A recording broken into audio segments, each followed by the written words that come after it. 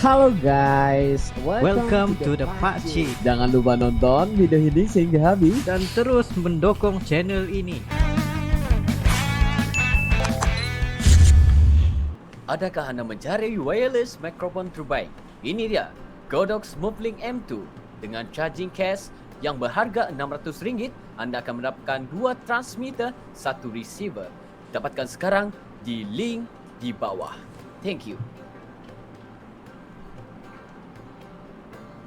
Assalamualaikum warahmatullahi wabarakatuh. Kembali lagi dalam The Pakcik dan juga Rindy. Assalamualaikum guys, apa kabar kalian? Semoga sehat selalu ya guys. InsyaAllah. Alhamdulillah kita bertemu lagi di channel The Pakcik, channel yang memberikan entertainment, informasi dan juga reaksi yang Jujur aja guys. ya guys. Alhamdulillah ya guys, kalian semua luar biasa yang terus dukung, yang terus komentar ya, terus memberikan kita informasi dan juga sesuatu yang bermanfaat di komentar itu. Alhamdulillah kalian semua luar biasa, makasih. Dan juga kepada teman-teman kita yang baru saja mampir ke channel The Pakcik, kami mengucapkan selamat datang, selamat bergabung ya. Kalian harus nonton video ini sehingga habis, biar nggak salah anggap ya. Kalian lihat gimana kita itu santuy banget ya guys, santuy, relax ya, supaya kita dekat dengan kalian, biar kita nge-react secara dekat lah kayak gitu dengan kalian semua, nggak ada settingan ya Pakcik ya. Yes. Nah, benar. jadi untuk kali ini apa yang kita penasaran sebenarnya, apa nih Pakcik? Oke, sebenarnya ini daripada perkongsian juga daripada fans Ustadz berbakat, dan siapakah sebenarnya Wali Songo by Ustadz Adi Hidayat. LCMA. Dia menerangkan siapa sebenarnya Wali Songo itu. So kita sendiri pun penasaran juga. Ya, karena Wali Songo ini yang kita tahu sejarahnya Indonesia itu mereka yang membawa Islam itu di bumi Nusantara ya. Yes, menyebarkan. Dan mereka ini sebenarnya guys mempunyai karomah-karomahnya ya. Ada kesaktiannya ya, itu kita tahu. Dan juga mereka menyebarkan agama Islam itu ke seluruh pelosok ya, pelosok Nusantara, di seluruh pelosok Asia, dan juga nggak terkecuali ya di Malaysia ini juga ada guys. Betul. Sehingga kan di tempat kita juga sangat mengagumi Wali Songo ini. Tetapi sebenarnya kalau kita anak muda ini guys, jujur aja ya, kita nggak berapa mengenali siapakah Wali Songo sebenarnya. Benar. Karena kita zaman kalau kita tanya kepada ortu kita ya, orang tua kita dulu, pastinya mereka sangat mengenali sejarah itu sampai ke mereka. Nah, sekarang ini saking kita itu udah terlalu terleka dengan media ya kan, terlalu banyak bermain, sehingga kita lupa siapakah yang membawa sejarah-sejarah agama, siapa yang membawa hingga kita ke saat ini ya guys. Jadi diri kita, mereka sebenarnya mempertahankan dan memperjuangkan agama dan negeri itu sendiri. Jadi guys, kita nggak perlu basa-basi, kita dengarkan biar nggak salah anggap daripada Ustadz Adi Hidayat. Siapakah sebenarnya Wali Songo? Kita dengarkan dalam 3, 2, 1 and go. Masuknya Islam ke Nusantara ya. Nah, Indonesia itu baru ada kan 17 Agustus 1945. Saya agak cepat ya, mohon izin saya agak cepat karena waktu kita sangat terbatas. Pertama, kita klarifikasi dulu bahwa Islam itu sesungguhnya masuk ke Nusantara itu dalam fase yang sangat awal. Ya, di pelajaran-pelajaran sekolah, termasuk anak-anak SD sampai SMP disebutkan abad ke-14 kan? Atau ke-13 dengan teori-teori yang ada dari Gujarat ya. Padahal itu bersamaan di abad ke-7 Bu. Jadi awal masa Islam, ya kan? Bahkan pernah nanti tercatat dalam sejarah Sa'ad bin Abi Waqqas, ya kan? Itu dalam satu ekspedisi pernah ikut sampai ke kota Baros, 414 km dari kota Medan. Ya, di kota Baros. Jadi dari awal abad ke-7 sudah ada. Sudah masuk, ya kan? Ini sudah bersamaan. Dan tidak benar kalau agama pertama di Nusantara itu Hindu, kemudian Islam datang, tidak, itu bersamaan. Ya, baik Hindu ataupun Islam itu sudah bersamaan, ada dalam dakwah dan sudah disebarkan. Nah, saya agak percepat saja ya. Dan yang datang itu bukan cuma pedagang. Ya, pedagang dari Arab, Masya Allah, tidak. Orang-orang Arab yang datang itu, baik dari Hadramaut, yang dari Yaman dan sebagainya, itu dibekali. Bekali ilmu, ada misi dakwah. Ya, dipetakan daerahnya, dia kembali dia catat gitu kan. Kemudian dibekali misi dakwah, mereka berdagang ya, sambil menyebarkan nilai-nilai keislaman. Sampai puncaknya, ya, saya langsung agak cepat saja. Berdirilah kemudian kesultanan-kesultanan, kerajaan-kerajaan Islam di Nusantara dari mulai Sabang ya, sampai dengan Merauke-nya. Dari Sumatera sampai ke ujung bagian timur. Bahkan di timur ini ada yang terkenal dengan kerajaan-kerajaan Islam. Dalam bahasa Arab kerajaan disebut dengan rajanya Malik, kerajaannya Muluk, ya kan? Dalam bahasa orang lokal disebut dengan Maluku. Ya, Maluku itu asalnya dari bahasa Arab yang ada kerajaan-kerajaan Islam. Karena di situ ada Ternate, ada Tidore, ada Bacan, ada Ambon dan macam-macam. Termasuk sampai ke Papua. Ya, sampai ke Papua, ya. Nah, kemudian di masa-masa di abad ke-13, nah ini yang harus diketahui. Abad ke-13 itu bukan awal masuknya Islam, tapi penguatan nilai-nilai keislamannya. Di orang tua dulu merintis ya, membawa Islam, ya kemudian ulama setelahnya mengajarkan nilai-nilai keislaman yang benar. Ya, bagaimana caranya misalnya sholat dengan baik, bagaimana cara bertauhid. Karena pada waktu itu masih diperkenalkan. Kan ada orang yang kenal Islam tapi belum bisa sholat dengan baik kan. Ya, saking hafalnya Al-Fatihah cepatnya luar biasa gitu kan. Ya, nah, ini persoalan-persoalan di sini. Maka diutuslah kemudian oleh Sultan Turki pada saat itu, ya kisaran tahun 1400-an. Ya, 1400-an di awal masa ke-13 dari 1200 bahkan ya, 1200 sampai ke 1400-an dikirimkan ulama-ulama. Ini ulama-ulama, awas hati-hati ya. Hati-hati yang dekat dengan Allah, yang paham tentang sistem kehidupan dan tahu tentang fikih dakwah. Dalam bahasa Arab, orang yang punya ilmu dan dekat dengan Allah itu bukan cuma disebut dengan ulama, tapi wali. Wali, jamaknya aulia. Ya, jamaknya aulia. Misal Quran surah kedua Al-Baqarah ayat 257, posisi sebelah kanan paling atas. Ya. Allahu waliyul ladzina amanu yukhrijuhum minadh-dhulumati ilan nur. Ya. Allah menjadi wali bagi orang-orang beriman. Maksudnya memberikan dia ilmu, berikan dia kekuatan dan sebagainya. Ya. Maka diutuslah 9 orang pada saat itu semuanya dari Arab. Ya. Ada dari Palestina, ya, ada Syekh Hasanuddin misalnya, ada dari Mesir, Syekh Ahmad Jumadil Kubra. Ya. Ahmad Jumadil Kubra ini ahli dakwah, ya, ahli fikih juga, ahli Islam, yang nanti punya 2 orang anak. Anak pertamanya dibawa ke Nusantara, anak keduanya tinggal di Mesir. Saya agak cepat ya, misal, nggak usah dicatat ya untuk pengetahuan saja. Ahmad Jumadil Kubra berdakwah sampai ke ujung Sumatera nanti, dari Jawa. Ya. Siapa Ahmad Jumadil Kubra ini? Ya, seorang ulama besar dari Mesir, ahli dakwah. Dibawa kemudian anaknya, salah satunya namanya Maulana Ishaq. Ya. Maulana Ishaq itu yang tadi, yang saya turunkan sampai muncul kayak Haji Ahmad Dahlan, sampai muncul kayak Haji Muhammad Hashim Asy'ari. Satu lagi, dia tinggal di Mesir, bernama Syarif Abdullah. Ya, Syarif Abdullah. Pelan-pelan. Ini bukan Sunan Gunung Jati, Syarif Abdullah ini anak-anak dari sini.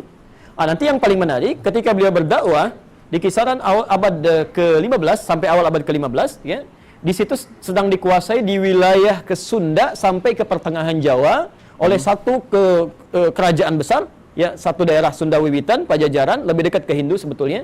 Rajanya Prabu Siliwangi. Ya, Prabu Siliwangi. Prabu Siliwangi itu punya kontrol ibu dari mulai Banten sampai dengan ke perbatasan ke Jawa. Ya, sampai nanti ada salah satu candi cetok di wilayah Karanganyar ke sebelah atas ke sana. Ya. Nah, di sini ketika sedang berdakwah, Islam sudah muncul sebagiannya. Inspeksi beliau ke wilayah Karawang, ketika masuk ke daerah Karawang ditemukan seorang perempuan, itu terdengar suaranya sedang mengaji, suaranya lembut sekali, bagus, dilihat orangnya cantik luar biasa, namanya Nyai Subang Larang.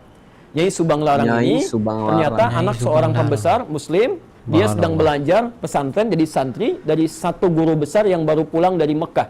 Mekah dulu dikenal dengan Ummul Qura sampai sekarang, maka gurunya disebut dengan Syekh Qura. Nama aslinya Syekh Hasanuddin, dikenal dengan Syekh Qura. Maka jadi muridnya, ketahuan oleh Prabu Siliwangi tentang kebaikannya, maka diminta untuk jadi bagian dari istrinya, ingin menikah. Masya Allah, ibu kalau kedatangan presiden, datang ke Roma, saya mau melamar anak ibu, misalnya. Terima nggak? Wah, ya kan? Nggak mudah ya? Perhatikan, Nyai Subang Larang apa yang disampaikan. Ini bisa mengatakan begini, ini kan orang bisa mengatakan apa saja. Tapi dengan kekuatan imannya dia katakan, lihat kalimatnya. Anda boleh nikahi saya kalau mau masuk Islam. Ya.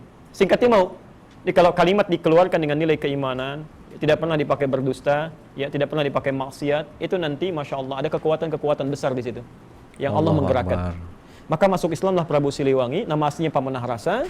Dari pernikahan itu melahirkan 3 orang anak, ya 2 laki-laki 1 perempuan. Anak pertama lahir tahun 1423, diberi nama dengan Walang Sungsang. Walang Sungsang. Hebat banget ya, ini peringatannya ya Ustaz Adi ini, guys. Anak kedua lahir tahun 1426, diberi nama dengan Rara Santang. Anak ketiga lahir 1427, diberi nama dengan Raja Sengara. Raja Sengara. Semuanya masuk Islam, pelan-pelan. Semua masuk Islam. Walang Sungsang berganti nama menjadi Abdullah Iman. Abdullah Iman. Rara Santang berganti nama menjadi Syarifah Mudaim. Ya, pelan-pelan. Dari tahun inilah kemudian keduanya pergi menunaikan ibadah haji, berangkat. Setelah berhaji ini, ternyata setelah selesai mau pulang bertemu dengan Syarif Abdullah. Ya, Syarif Abdullah jatuh hati kepada Syarifah Mudaim, minta izin untuk menikahi pada kakaknya, dinikahkan di situ.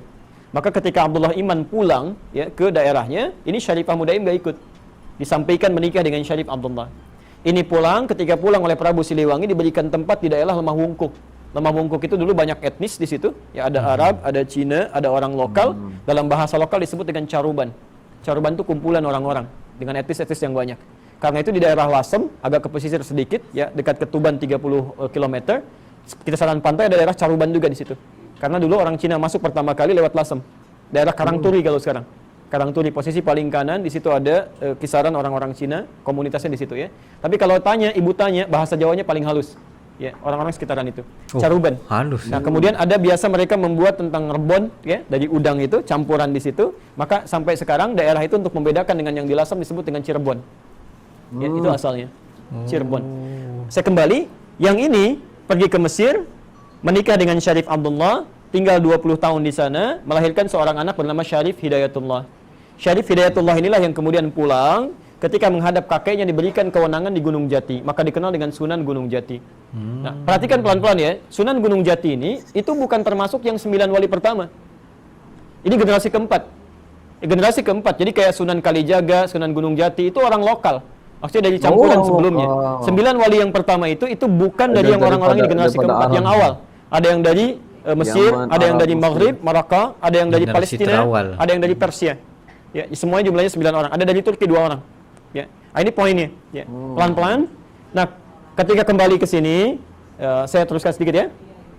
Kembali sampai ke sini, diberikan kewenangan. Kemudian ini ingin nengok neneknya. Ya, maaf, saya ulangi. Nyai Subang Larang kebalik ingin menengok kemudian Abdullah Iman di Cirebon. Ya, sampai di perjalanan singkatnya meninggal dunia. Untuk mengenang kalimat ini maka disebutkan daerahnya dengan nama Subang sampai hari ini. Ya, baik. Jadi di sini poinnya. Kemudian tersebar luas Islam sampai muncul generasi-generasi setelahnya, sampai tibalah kemudian Portugis datang lewat Selat Malaka tahun 1511. Ya. Dari mana Portugis ini datang? Ternyata dari hasil perjanjian yang dikukuhkan oleh tokoh Kristen paling besar pada saat itu. Makanya gelarnya juga besar, Paus. Ya. Nah, ini Paus Alexander yang ke-6. Ya, Paus Alexander yang ke-6 tahun 1494. Ya, ketika umat Islam dikalahkan daerah Andalusia, kemudian beliau membuat satu perjanjian disebut dengan perjanjian Tordesillas. Tordesillas itu membagi belahan bumi pada 2 bagian. Belahan timur dengan belahan bagian barat. Maka diambillah kemudian Portugis ditugaskan untuk membawa 3 misi suci masuk ke daerah timur. Sedangkan Spanyol diberikan wilayah daerah barat. 3 misi suci ini, 3 misi suci, ya, itu dikenal dengan misi 3G. Namanya Gold, Glory, dan Gospel. Ya. Maka masuklah Portugis lewat Selat Malaka. Asalnya nyasar dulu, Bu. Nyasar sampai kemudian ke Goa, ya kan? Di Goa melakukan monopoli, lalu minta bantuan pada seorang bernama Ahmad bin Majid, navigator muslim, untuk menunjukkan arah yang sebenarnya. Maka masuklah lewat Malaka tahun 1511. Ya. Apa yang pertama kali dilakukan? Pertama, memonopoli perdagangan. Kedua, membuat rumah ibadah, misi gospel, ya, kristenisasi. Rumah ibadah dalam bahasa Portugis disebut dengan igreja. Igreja. Orang kita menyebutnya dengan gereja kemudian. Jadi gereja itu asalnya bukan dari bahasa Indonesia, tapi dari bahasa Portugis. Didirikanlah di situ, orang mulai ikut-ikutan. Ya, orang-orang Portugis saat itu ibadahnya itu 2 hari setelah orang Islam. Ya, kalau orang Islam itu ibadah tiap pekan kemana? Jumatan ya, ke masjid ya. Jumat. Setelah hari Jumat, hari Ahad. Setelah hari Sabtu, hari nggak ada Minggu. Nggak ada Minggu. Adanya Ahad asalnya. Dari mana muncul Minggu? Karena orang-orang Portugis saat ibadah itu tidak langsung nyambung dengan Tuhannya. Mereka perlu perantara. Sampai hari ini. Jadi kalau misalnya punya dosa, itu penebusan dosanya nggak minta sama Tuhan, minta sama Bapak. Datang ke situ, Bapak saya salah tadi begini gitu kan. Baik, lalu kata bapaknya begini. Kata orangnya kalau Bapak salah kemana gitu kan. Nah ini baik, jadi intinya dia lewat orang suci. Orang suci disebut dengan Santo. Saat itu Santo yang jadi perantara dikenal dengan Santo Domingo. Ya, Santo Domingo. Singkatnya orang kita kan suka menyingkat-nyingkat ya. Santo Domingo, Minggu jadi Minggu. Sampai hari ini ada Minggu. Dan di hari ini mereka ibadah.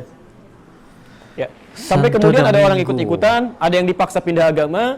Sampai nanti yang mendirikan Nahdlatul Ulama, Kiai Haji Muhammad Hashim Asy'ari memberikan fatwa. Beliau menulis 19 buku, di kitab keduanya Risalah Ahlus Sunnah wal Jamaah, ya halaman ke-14, posisi paling kanan, paragraf pertama, baris 1 sampai dengan 5. Ya, itu ada fatwa di situ. Ya, ada fatwa larangan untuk ikut-ikutan ke kanisa, ikut ke gereja, apalagi kalau ikut-ikutan dengan pakaian mereka, kan? Dan menyaksikan ibadah mereka, itu kata beliau nggak boleh. Itu fatwa pertama. Ya, saya persingkat, saya tutup di sini. Ya, sampai kemudian datanglah Portugis, ya, dikalah di sini, dia ingin menguatkan bentengnya. Ya, ketika datang Portugis ke wilayah ini, ternyata Spanyol merasa saya nggak dapat apa-apa di barat itu. Maka disusullah kemudian ke timur, perginya ke Filipina, ke daerah Sulu, dipimpin oleh Magalhães. Ya, Portugis dipimpin oleh Alfonso de Albuquerque, kemudian ini dipimpin oleh Alfonso de Magalhães tahun Albuquerque. 1519. Tahun 1519 takut karena ada persaingan, maka dibuatlah kemudian benteng di daerah Sunda Kelapa. Datang ke Sunda Kelapa di pinggir pantai dibikin benteng. Saat masuk ke sini itu kemudian mohon maaf ya, maaf sekali lagi, menyerang penduduknya, mencelakai, membangun tempat ibadah, sehingga Sunan Gunung Jati yang diberikan kekuasaan tadi mengutus menantunya. Beliau punya dua anak pertama namanya Muhammad laki-laki, kedua perempuan, menikah dengan seorang jenderal besar, soleh dekat dengan Allah. Namanya Fathullah, orang lokal menyebutnya Fatahillah, Portugis menyebutnya Faletehan. Ya. Maka diutuslah kemudian untuk bisa membebaskan dalam bahasa Arab disebut dengan Fatah. Ya, wilayah Sunda Kelapa ini. Maka kemudian dibaca surah Al-Fatah itu, ya, Inna fatahna laka fatham mubina, mereka berwudu dulu, salat dulu dan berjihadlah ke sini. Saya persingkat, dibebasanlah kota itu pada tanggal 22 Ramadan 933 Hijrah, bertepatan dengan 22 Juni tahun Juni tahun 1527. Dia ingat semuanya itu yang aku kagum sebenarnya ya. Saat dibuka ini, mereka sadar bahwa ini bukan ikhtiar kita saja, bukan kekuatan kita, tapi ada ridha Allah di sini. Ya. Maka kemudian untuk mengenang ini, untuk generasi setelahnya, untuk orang-orang setelahnya yang tinggal di sini, ingin disampaikan kamu harus dekat dengan Allah, jangan jauh dari Allah, karena ini dianugerahkan oleh Allah. Maka diambillah nama kota ini, dirubah dari Sunda Kelapa menjadi nama Quran. Inna fatahna laka fatham mubina. Fatham mubina itu dalam bahasa lokal dikenal dengan Jayakarta. Jayakarta, disingkat jadi Jakarta. Di Jakarta itu ada nama Quran. Sampai hari ini ulang tahun Jakarta itu 22 Juni 1927. Sebelum Indonesia merdeka. Jadi sebetulnya orang-orang dulu membebaskan dari penjajahan, dari kristenisasi dan sebagainya. Makanya para ulama-ulama kita itu sangat luar biasa, ingin dijaga dekat dengan Allah, jangan sampai turun bencana gitu ya. Ini poinnya. Ya, saya tidak mau masuk kepada konteks yang lebih lebar, tapi ini poin utamanya. Nah, sampai tiba Belanda tahun 1616. Ya, 1616 sampai bisa bertahan sampai 350 tahun. Kenapa bisa seperti itu? Bagaimana cara mengatasinya? Itu pembahasan yang berbeda, ya. Bahasan. Tapi informasi tadi ada di kitab Api Sejarah, ya, karangan Ahmad Bansur Surya Negara. Ada 2 jilid. Jilid pertama itu warna hitam, tebalnya 586 halaman. Yang saya sampaikan di halaman 17 posisi paling kiri. Api Sejarah. Ya Allah, sampai setiap halaman itu ya diingati. Ini guys, aku sebenarnya ya sebelum aku ke konteks yang siapa itu sebenarnya Wali Songo, aku sebenarnya benar-benar amazing ya dengan penghafalan dan cara mengingat Ustadz Adi Hidayat ini guys. Subhanallah. Bukan apa? Dia terlalu detail banget. Terlalu teliti dan tidak menyimpang di mana-mana. Nah, ini yang paling mahal guys. Karena bila kita seperti dengar kitab itu ada di kepalanya. Iya, benar. Macam dia bagi tahu tadi muka surat 17, oke, di sebelah kiri sekali. Itu. Nah, setiap muka surat itu dia ingat apa yang berlaku. Ya Allah, subhanallah. Dia seperti sesuatu yang kita rasa gimana ya? Penerangannya itu sangat terperinci untuk orang yang seperti aku lah. Aku itu harus mendengar 2 atau 3 kali lagi lah untuk memahami semuanya. Tetapi kalau dari segi siapa sebenarnya Wali Songo itu, sebenarnya 9 orang yang dihantar itu sebenarnya ke Nusantara itu asalnya bukan dari Nusantara, tetapi daripada Arab. Ada yang dari Palestina, ada yang dari Turki 2 orang. Ya. dia ada, dan juga apabila dan akhirnya berkahwin dengan orang-orang lokal ya kayak gitu ya kan. Betul betul betul. Santri apa semua segala, dan jadilah keturunan-keturunannya ya. Ada yang di Cirebon, ada yang di Sabang ya, ada yang di Jayakarta ya, pembebasan daripada Sunan Gunung ya kan. Itu juga, dan ada beberapa tadi yang aku ingat dibebaskan ya daripada semuanya. Betul, Jadilah betul. Jayakarta kayak gitu. Sebab kita tahu kan di dalam sejarah ini terlalu banyak modifikasi ataupun ada yang benarnya, ada yang dihoaxkan, ada yang berubah 360. Ya, ada Tetapi yang disebabkan diubah-ubah. itu kita perlu menuntut ilmu kepada wali-wali ini supaya kita tahu aliran yang sebenar ke arah sejarah tersebut. Iya, Apa yang benar. sebenarnya telah berlaku. Nah, ini Karena Ustadz Adi Hidayat ini telah membuktikan kita bahwa begini sebenarnya alur ceritanya, begini sebenarnya bagaimana Jayakarta terhasil, bagaimana nama Jakarta itu terjadi. Nah, ya benar. subhanallah. Sebelum lagi Indonesia itu Ya, sebelum merdeka, Indonesia ada. ya, Nah, dan sebelum Indonesia ada, sebelum Hindia Belanda juga rasanya ada, yes, yes, yes. udah ada yang mereka ini buat di sana. Dan juga kalau kita lihat lagi sehingga Selat Melaka ya. Betul. Selat Melaka ini adalah salah satu selat yang yang sangat orang luar, orang Maksudnya negeri di mau. sini Selat Melaka itu merupakan salah satu pelabuhan terbesar di dunia. Terbesar di dunia Terbesar di ya dunia. dahulunya, dan itu Menjadi jadi rebutan. Yes, menjadi rebutan untuk bahagian Nusantara. Itu laluan Ya, utama. Ya, Nah, itu laluan utamanya ya. Dan benar-benar. juga sehingga ke Lautan Sulu juga, yang mana kalau kita lihat tadi bilangnya masa itu pemerintahan daripada Alfonso Albuquerque ya. Kalau di bagian-bagian seperti di Malaysia itu selepas Alfonso Albuquerque ada juga James Brooke. Yes, James Brooke, bahagian James Brooke dan Borneo. juga, ya bagian Borneo yang menjumpai kawasan di sana juga. Yes. Nah, kalau kita lihat juga sebenarnya keturunan-keturunan yang daripada Wali Songo ini adalah orang-orang yang beragama ya. Kalau kita Ya, lihat, benar, alhamdulillah. aku benar-benar Orang-orang yang hebat, benar-benar guys. orang-orang yang hebat sebenarnya ya. Yes. Pasti ada.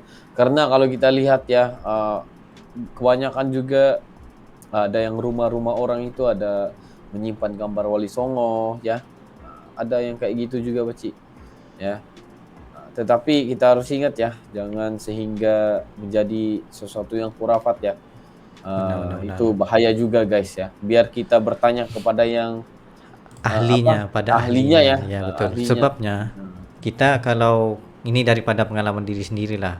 Kadang kalau cikgu kita sendiri, bu guru kita sendiri mengajarkan untuk kita membuka satu buku itu untuk referensi. Tetapi yang kita referensi yaitu melalui YouTube, melalui Google, melalui Wikipedia. Kadang itu sudah diolah oleh Kita orang harus sendiri. berjumpa bertentang mata, berempat mata untuk belajar ya, kalau Yes. hal-hal yang kayak gini, guys. Betul. Jangan kita mencari info-info itu melalui apa yang kita baca saja. Seharusnya kita berjumpa ya, direct ataupun terus dengan orang-orangnya ya, dengan Yes. keturunannya, dengan orang yang lebih ahlinya, yang memang Yang betul belajar ahlinya. tentang agama dan juga sejarah ini sebenarnya ya. Betul. Seperti Ustadz Adi Hidayat ini, kalau kita lihat pelajarannya juga Masya Allah, luar biasa. subhanallah, LCMA luar biasa, ya. guys. Rasanya kalau LCMA ini dengan Ustadz Abdul Samad juga LCMA juga. Ya seperti sama ya. Iya, Dia benar-benar. punya belajar itu. Betul. Tapi kalau kita lihat kepada Ustadz Adi Hidayat ini, dia lebih kepada pakar dalam bidang sejarah. Sejarah, yes. Nah, ya Kalau Allah, di subhanallah. Malaysia itu ada namanya Ustadz Auni. Ustadz Auni Ya, kepada bidang sejarah itu memang sejarah dan sainsologi. Iya, kalau seperti di Indonesia itu ada Ustadz Abdul Somad, kalau di Malaysia itu ada Ustadz Azaidrus yang tentang hukum. Yes, tentang hukum. Gitu, Maksudnya guys. kadang-kadang setiap ustadz nih ada kepakarannya masing-masing. Yes. Kepakaran serta pendapat mereka. Jadi Ya. kadang-kadang kalau kita mendengarkan satu pendapat itu pun macam boleh digunakan, tetapi lebih bagus kita mendengarkan dari pendapat yang berbeda. Yes. Jadi guys, kalian gimana guys? Adakah kalian bersetuju ataupun ada lagi pendapat-pendapat lain tentang sejarah-sejarah? Sila komentar di bawah ya biar kita baca nanti. Ya, seperti biasa tulis saja ya, insya Allah kita akan baca nanti guys. Jadi makasih yang udah nonton video ini sehingga habis bersama dengan kita ya. Kalau kita ada tersalah kata, tersilap bahasa ataupun apa-apa yang mengguris atau melukakan hati-hati kita juga ya, kita minta maaf ya guys. Mungkin itu secara sengaja atau nggak sengaja ya, kita minta maaf banget lah pada kalian semua. Jadi mungkin itu saja untuk kali ini ya Baci. Yes, itu saja pada kami berdua. Sekiranya kalian ada lagi sebarang video yang memberikan kita ilmu manfaat juga kepada semua orang untuk disebarkan, just komen down below beserta dengan link dan insya Allah kami akan coba yang terbaik untuk merealisasikan video-video Anda. Ya, so begitu saja untuk kali ini. See you for the next video. Assalamualaikum, bye-bye.